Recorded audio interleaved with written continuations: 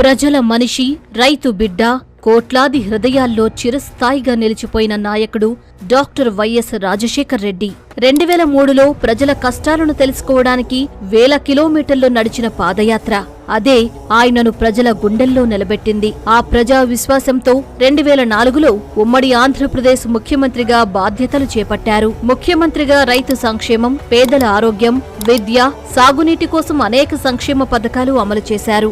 Aarogyasri, 108 ambulance, fee reimbursement, జలయజ్ఞం, ఉచిత విద్యుత్ వంటి కార్యక్రమాలతో లక్షలాది కుటుంబాల జీవితాల్లో మార్పు తీసుకువచ్చారు. 2009లో వరుసగా రెండోసారి ప్రజల ఆశీర్వాదంతో తిరిగి అధికారంలోకొచ్చారు. కానీ అదే సంవత్సరం సెప్టెంబర్ 2న చిత్తూరు జిల్లాకు వెళుతున్న సమయంలో ఆయన ప్రయాణిస్తున్న హెలికాప్టర్ నల్లమల అడవుల్లో కూలిపోయింది.